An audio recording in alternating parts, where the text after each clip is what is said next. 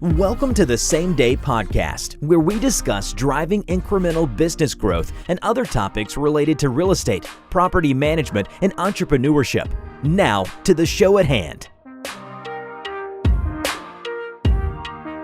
Matt Zalk here. I'm the host of the Same Day Podcast, where I connect with top business experts and real estate leaders.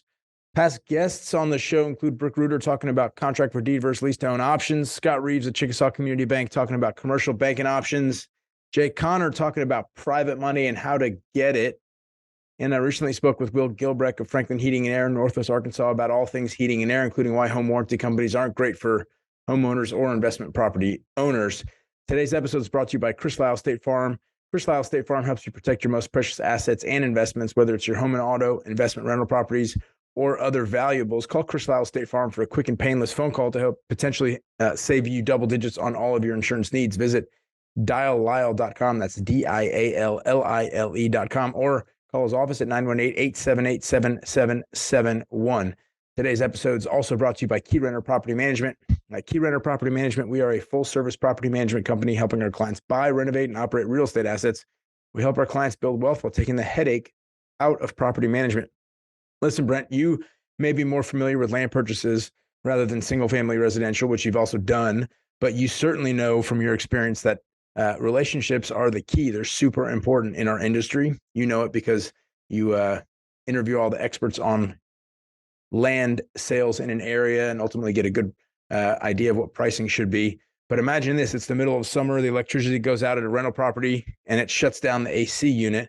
There probably isn't a worse time or a worse situation for that maintenance issue to arrive. And that's why it's important to have relationships that allow you as a property owner or management company to get somebody out ASAP to resolve the issue. It's not easy, but it's how we built our business and reputation through reliable, trustworthy, and responsive vendors like Michael over at Light It Up.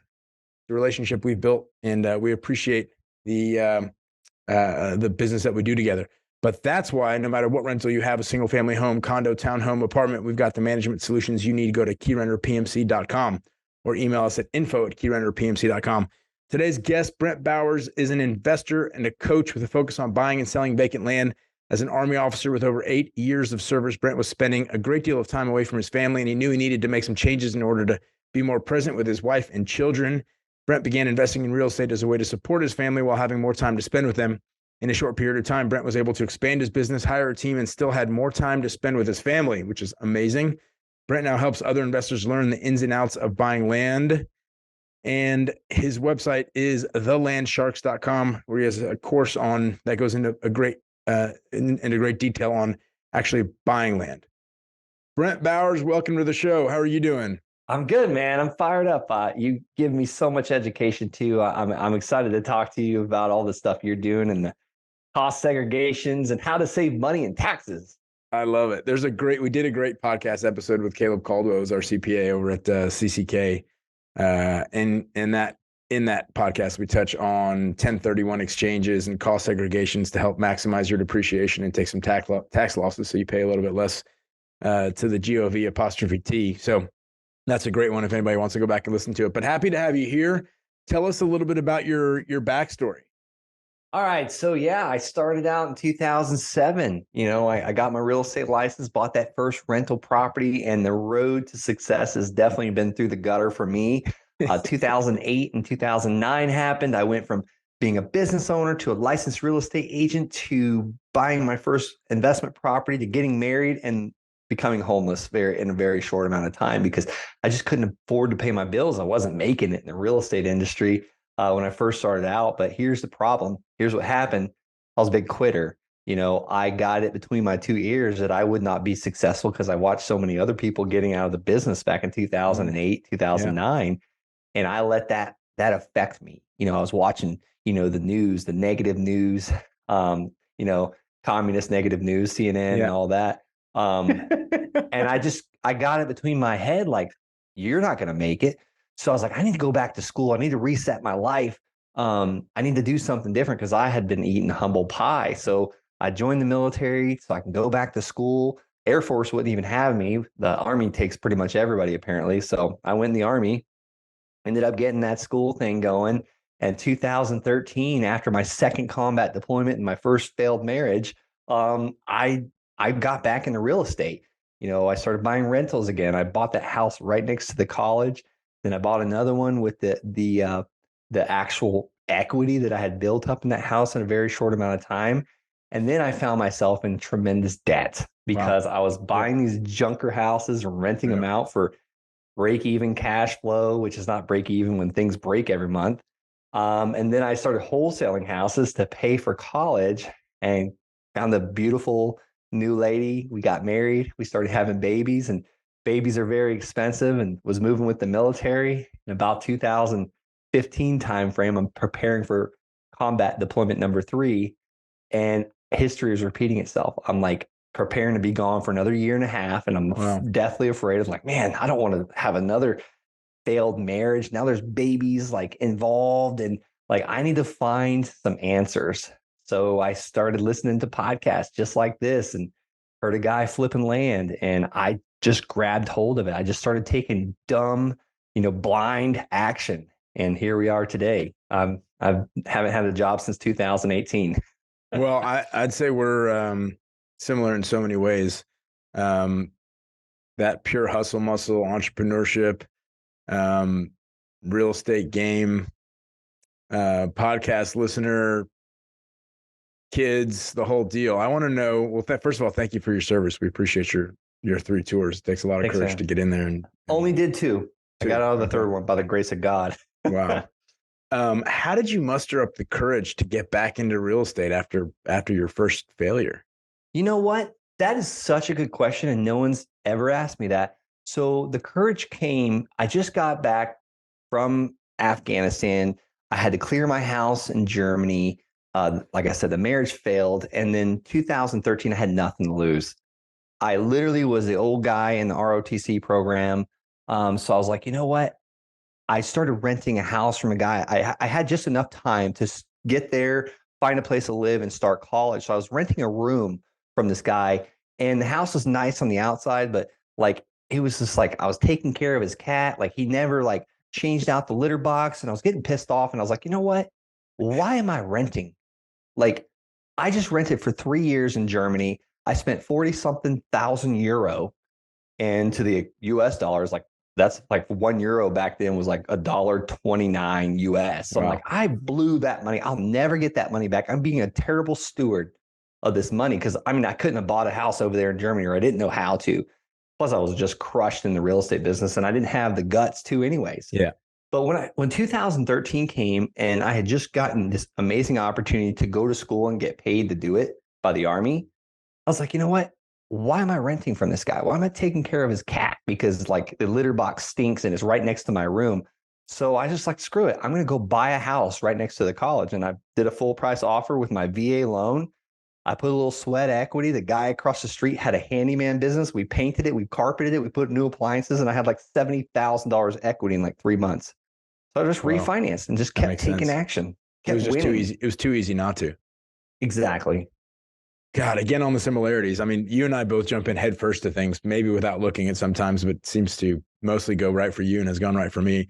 The government also paid me to learn Arabic at some point when I was back at Georgetown. And I'm currently living in a rental where I take care of a cat for a friend for 3 months while he's in Europe. And I have to, I'm between houses because I'm renovating a house, and I rented out my house last November and basically made myself homeless too. So we have so much in common. It's actually crazy. You're describing your life, and I'm like, wow, this is exactly like my life, but that is neither here nor there. I want to talk about your transition from traditional single-family rentals into this land acquisition game. Your big thing, the Land Sharks, is all about land acquisition. Can we talk about some of the key differences between land investing and investing in residential properties? And let's talk about it in terms of risk, reward, and strategies. Yeah, I love it. Well, to talk about that first, rental property. I never made a single penny off of that house, that first one I bought in 2017. Even when I sold it in 2019, I still didn't make any money. I sold it for exactly what I paid for it. Wow. And if I look at all the years that I had it, I had dumped almost $10,000 in the renovations into the negative. I should say 10,000 into the negative. It was more in renovations. And same thing with that property next to the college. There was a lot of repairs, but the mortgage was being covered because I rented out 2 of the rooms. But my land deals, if I look at land, like I describe land as immediate profits and forever. You are profitable immediately. What do I mean by that? Is my first land deal that I bought was for $275. The land was not buildable. Like there was only one ingress, one egress. So the fire department wouldn't allow anybody to build on the street. So I bought this land for $285, called the real estate office down the hill. It was in Palmer Lake, Colorado. Had no clue what the land was worth. And I said, hey, Miss Realtor, thanks for answering the phone on a Saturday. I don't remember her name because it was back early 2016. She said, I don't know what the land's worth, but because I wanted to know what the blowout price was. Like, what's the get her done now price? I want to be able to sell this land quick. Because in 2016, $285 for me was like, a lot of money because I was in debt. Like we just moved across the country. We just had our first baby. And she said, maybe 10,000. And I was like, what? Seriously? I can trade $285 for 10 grand. I'll let you know as soon as I own it. And I thanked her for her time and hung up. She called me right back and made an offer for 5 grand, close next week. And I was like, I'll take it. So I was immediately profitable. And then the next one was I bought for $500. Again, landlocked land, not very good lands. And I didn't think it was that good. So I put an ad on Craigslist, give me $500 down and make $400 a month payments to me. I was doing my first seller finance deal. Mm-hmm. You mentioned contract for deed before we started recording this. I got my money back out of the deal, $500 down and $400 a month. And that's the one that changed my life. I just kept doing it and doing it and doing it until I had like $9 grand a month coming in. I was like, I can get out of the Army now. Wow. But what allowed you to actually get those deals under contract for $500 or for $285? Yeah. So that first list, I'm glad you asked that. I was mailing the tax delinquent list. Every piece of land in El Paso, my county that I was in Colorado Springs, El Paso County, I mailed them a postcard that said, hey, my name's Brent. I'd like to buy your land for a fair, fast cash offer price. Call me, text me. God bless you. And my phone started ringing. But here's the thing. You run out of that list fairly quickly. Yeah. So then you got to start mailing the other landowners. So I did multiple deals on that list. The third one was from a bank. I didn't have 25 grand to buy the land from that bank, but it was worth over 100. And I put signs out all over the county. And someone from Texas had just sold their land. They bought it from me for $38,000. So I made a $13,000 assignment fee. Right. And now I'm paying down debt like crazy, building my bank accounts, and I'm getting confident again. Yeah. Amazing.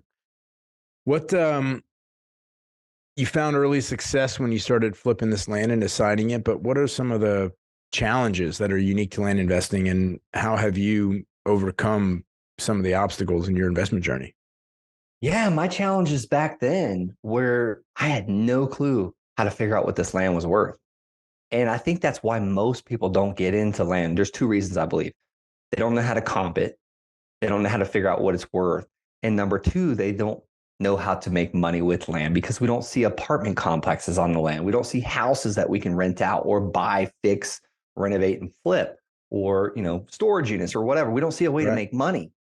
So my challenges were, okay, how do I figure out what this stuff's worth? I didn't know. So I would get it under contract for as stupid little as possible because I was like uncertain. And Warren Buffett calls it the margin of safety. I was like, listen, if this land's worth like 90,000, I need to get it under contract for less than 30,000. Then it's a no-brainer.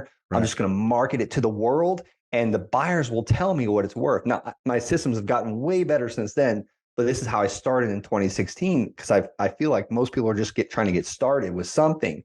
So I'd put signs out. I would put Craigslist ads and Facebook ads. My 60-year-old father has sold almost 50 land deals on Facebook Marketplace and buy-sell groups. Wow. We call the neighbors. We text the neighbors. We send the neighbors letters because most of the time the neighbor wants more land. Right. Right. So that's how I figured out what it was worth back then. And go ahead. I mean, I guess if you have trouble comping it and you're a professional, at least at this point, you were a novice professional, right? I mean, you had more experience than the average person that's out there for sure, but you still maybe weren't as professional as you are today. It means that everybody else that's looking at land also doesn't know what it's worth. So it's kind of this opaque market where every market, I guess, is dictated by the person that's willing to buy it. So there's only a market. The price is what somebody's willing to pay. But if it's opaque in general, then it means that if you can't comp it, somebody else can't really comp it either, which is potentially a beautiful thing. Absolutely. So the sellers didn't, either they just still, I wonder sometimes, do they just not care or do they not know? And like, you're right. I had 6 rental properties. Actually, I had 6 doors at that time. Buying that first piece of land, and I had no clue how to comp it. When the answers were right in front of me, I just didn't know how to do it. We have Zillow, we have Redfin. We literally can see what the land sold for, yesterday, whatever the land sold for a month ago. And if it doesn't show you, if you're in one of those states like Texas, non-disclosure states, all you have to do is see the realtors that are the land specialist realtors are like, okay, Matt keeps selling all the land in Austin, Texas. Hey, Matt, I got 2.3 acres on Lake Avenue. What's the land worth? Right. Well, I just sold one the other day for 280,000. I'd say about 280,000. Awesome. So now I need to only offer like 200,000 for all the properties on Lake Avenue. If I get one under contract, Matt probably has a buyer because they're selling these things for cash. Right. So it has to, it's a lot easier than what we make things out to be. I mean, you uncovered all this through some trial and error, I suspect, and just most people are not doing this, are not figuring it out. Is that what you teach in the Land Sharks program? Yeah, I teach a lot of the ways to avoid all the mistakes I made. And like here, I forgot all the things I learned in house buying, and I couldn't say I was even good at the time. Like my rentals were barely cash flowing. Actually, they weren't cash flowing. Those first couple parcels of land I was buying with quit claim deeds, and I wasn't even running title search.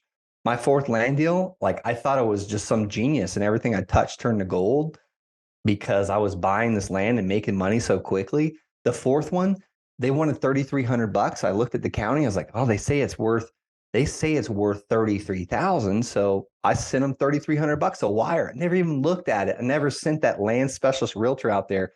I could have drove an hour. I get there and look at the land after I found the buyer that was going to give me 35 grand and see that there's like a crater in the ground. And there's more. They had bought it what's called a treasurer's deed, where dummy Brent didn't run any title search. I could have found that out, and there's a cloud on the title for 9 years, so that it can't go through a title company without doing something called quiet title.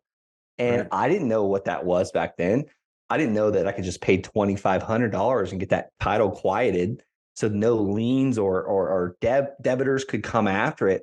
And I could have made like $31,000, but like all these things, it's just making the mistakes. So what'd you do?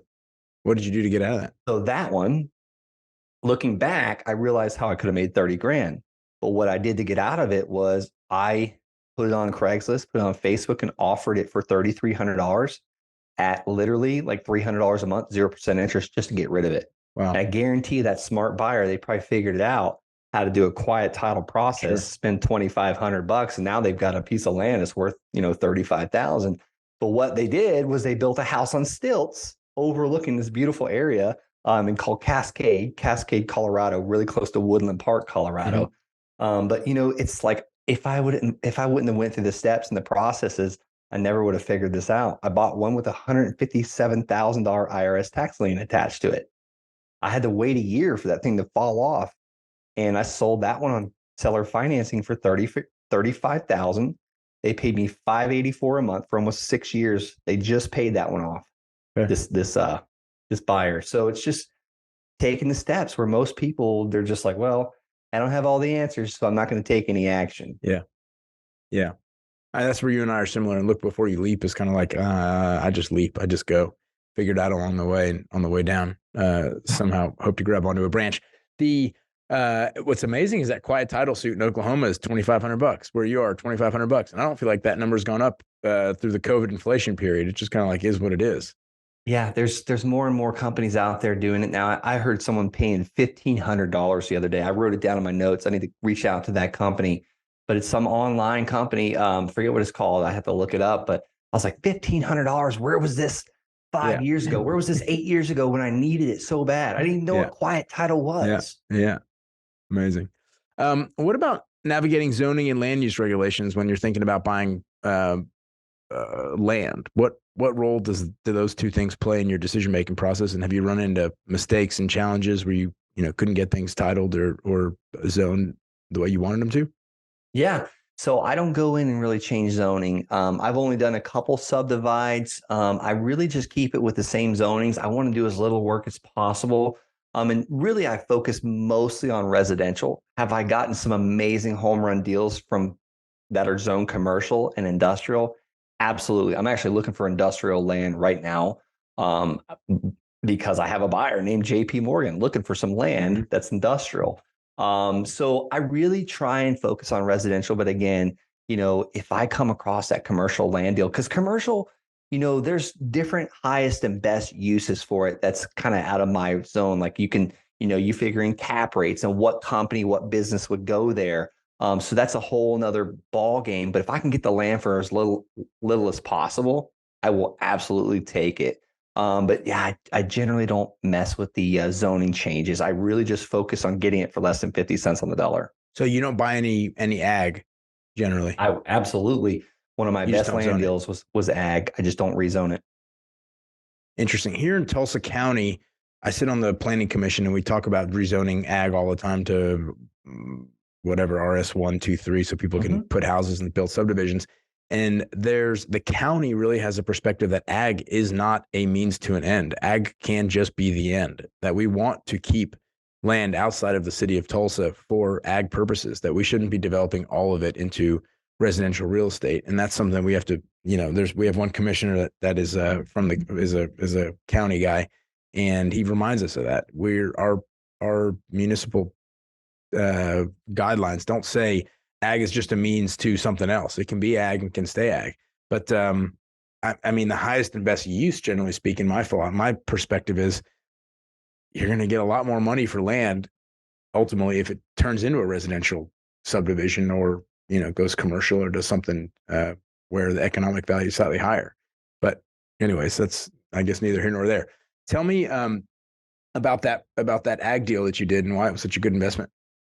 Yeah, I shouldn't say it was my absolute best one, but it was one of my first ones that has really actually just paid off. I got a $127,000 check from it a couple of weeks ago that I'm going to buy a couple more land deals with. But I bought that land back in, I think, early 2017 for $75,000, and the seller gave me 0% financing on it. So every single payment I made went down as principal. And I turned around and found a buyer that gave me a $30,000 down payment. I sold it for $159,900, got a $30,000 down payment, and then got $667 for like a month for the last 4 years. And that mortgage went from $129,000 down to $126,000 over the years that they've been paying it. And they just actually sold it and paid it off. Wow. So what's crazy is they've been paying me for 4 years, and the balance only went down about $4,000, and I collected over $22,000 in payments. Crazy. So I'm looking at this deal. I was like, a land deal that's ag that cost me no money out of my pocket. The seller gave me principal only payments on 0% interest. I sold at 4.5% interest. Now I'm getting 12% interest on my loans, which I didn't even know what I was doing when I sold it for 4.5% interest. I was just looking at a 30-year mortgage. Sure. I was like, I'm going to collect over $250,000 in interest on this thing. That's more than what I'm selling the land for. So the reason why it was such an incredible deal is I made over $120,000 net profit on something that cost me no money out of my pocket. And I didn't even know what I was doing back then. I still don't. I'm still just doing land deals. Seems to be going all right for you. Yeah, it just works all right. I guess it's lifestyle. I just took off almost the entire month of March. I don't know if you can see my surfboard back here that I just bought. I just got this this weekend. So we're going to Costa Rica for 6 months. I'm sorry, 6 weeks in June. In June, we're going to be there for 6 weeks. I might stay down there because there's deals everywhere. You can live anywhere doing this business, this lifestyle business. I have breakfast with my children. I get to have dinner every night with my family.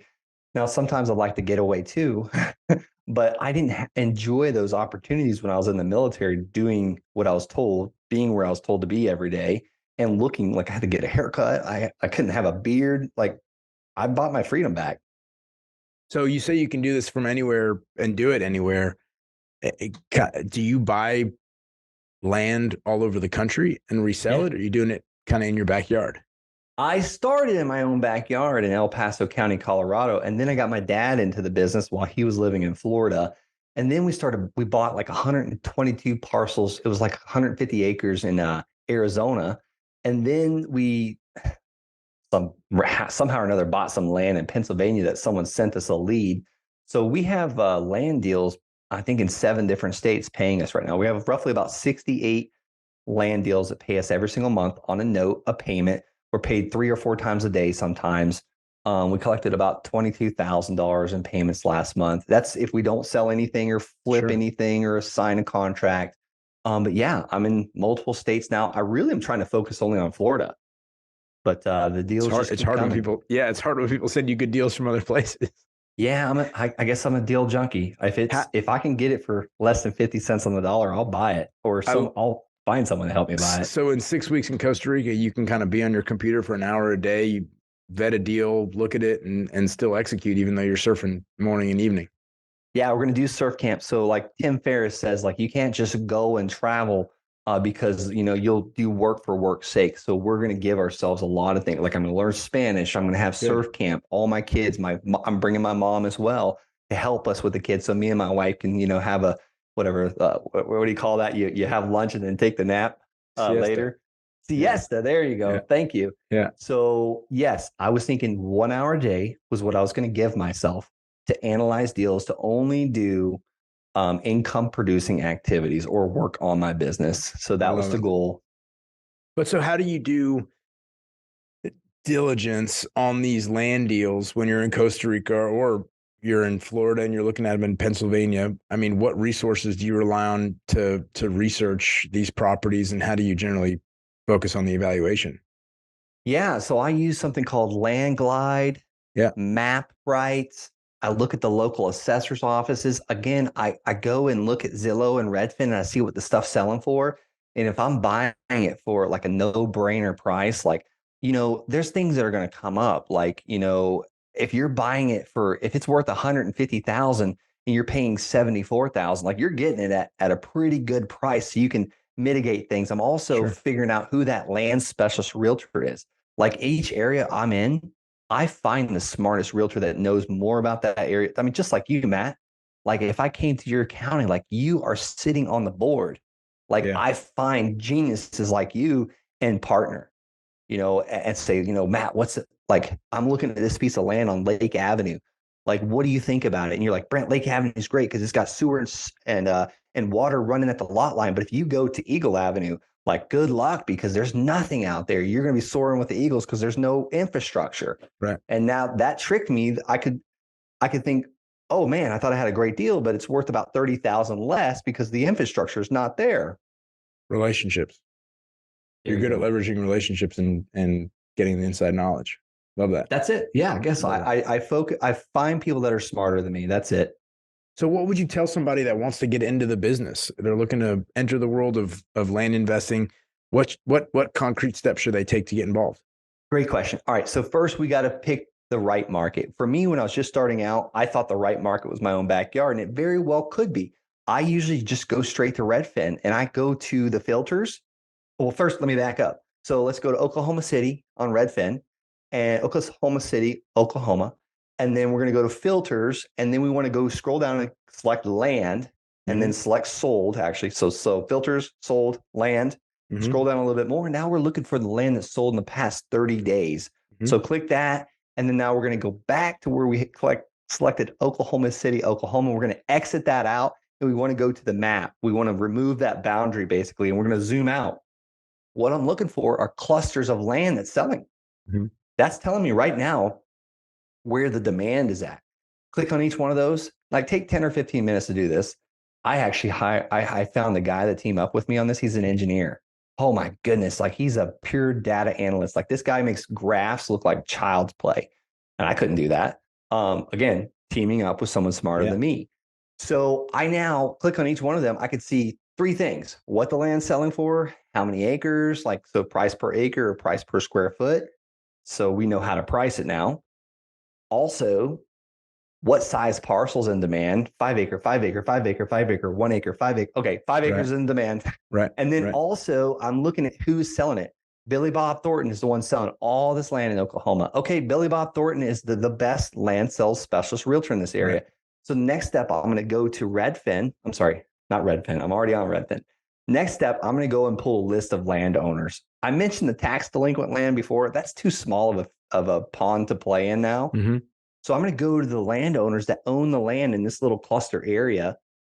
And I'm going to pull a list of landowners off PropStream or DataTree or whatever list provider you use. You should be able to do that. Yeah. And I'm going to mail them a very specific letter. I call it my land offer letter, the LOL, because every time we get one signed and sent back, we just got a smoking hot deal. And if anybody wants a copy of that LOL, I've been triple split testing this exact offer letter. It's working better than postcards, working better than neutral letters. It's working better than sending a check that says endorse this by selling your land. If anybody wants that, go to thelandsharks.com/LOL as in land offer letter or laugh out loud. Those are the steps. Beautiful. Beautiful. What are some of the downsides of investing in land? We've talked about a lot of the beautiful upsides and some of the great deals you've done, but what do you see as the downsides having done it for a bunch of years now? Yeah, I'll tell you, taxes. Like if you make a bunch of money really quickly in land, pretty much you got to plan on about 30 cents on every dollar you make. So if you make $100,000, you better have a $30,000 check waiting for that IRS, unless you're doing strategies like what you teach, Matt, with your CPA that you had mentioned, Caleb Caldwell. Like do what these CPAs are doing. So what I do is I'll take the money from land, and we bought our office building and we rented it out. We invested in a 19-unit apartment complex. I'm looking for a commercial building now because we have to buy buildings to depreciate to save on taxes, or you can simplify it and just keep 30% aside. So that's one of the downsides, I would say, of land. Is there, but if you keep them and owner finance them, I guess you take the down payment, you owe, I guess something on that, it's considered a sale. And then you just take a lower income each month as opposed to a bulk sale as one lump chunk. And then you're theoretically you could pay in a lower bracket until you do it so many times that you're in a higher bracket naturally. So still, it's a catch-20, or not catch-22, but you still get stuck in that tax loop.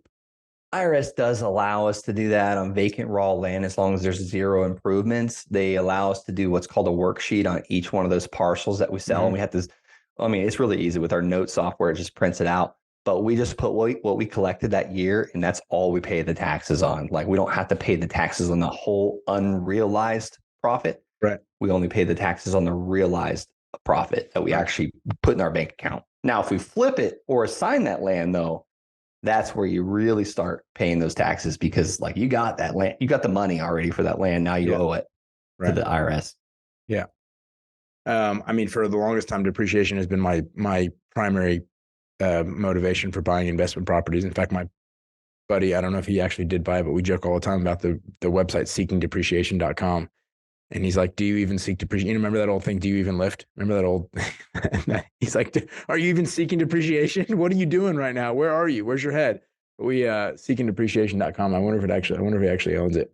He said he was going to buy it. Seekingdepreciation.com. It's parked free, courtesy of GoDaddy. I don't know what that means. No, I guess you can get it. Cool. Let's talk about some of the benefits. He's supposed to be buying it. Benefits of a strong relationship with an attorney or your CPA. I talked about the CPA side. We were talking a little bit about this before we hit record. My perspective is that a good attorney on your side is invaluable, keep you out of a lot of trouble and help you immensely when you are in trouble. We talked about it on the commercial contract side. If you're selling an apartment complex, or have a more complex deal than just a pure single family, having an attorney draft or review the contract that you're going to use will keep you out of a lot of trouble, because people can cloud your title, as you mentioned earlier in the show, or tie up your title for specific performance and a bunch of other things. So you're in kind of jeopardy if you are a seller. What's your experience been with having a good CPA and a good attorney? Yeah, the good CPA is, again, going and doing those tax strategies that like I have to take enough of those money, like enough of that profit that I make each year, and invest it into, building. So the CPA has been teaching me, like we usually try and get together about I don't know, September 1st to figure out what is your tax burden going to be. Yeah. And if it's like, $137,000, then we can figure out, okay, what do I have in the account right now? And what can I put as down payments on buildings and commercial and storage units, or someone's syndicating a deal over here and I can buy this apartment complex with a very small amount of money. And that saves us tremendous amounts of money on taxes. So, and if you're like me in the very beginning, you didn't have that tax money, we had to go figure out how to get seller financing deals with no money down, AKA we would do subject to existing financing for a building or a house, or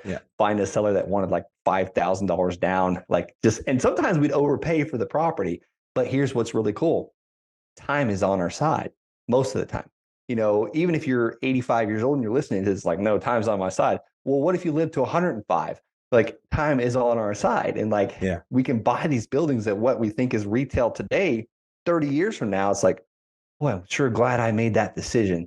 Attorneys, I have attorneys review my contracts. I recommend anybody use my land offer letter. Go to landsharks.com/LOL. Don't start sending that thing out to everybody until you talk to the attorney in the county that you're going to be sending that thing to. Protect yourself, because a lot of people are like, I don't want to call an attorney because it's going to cost me this fortune.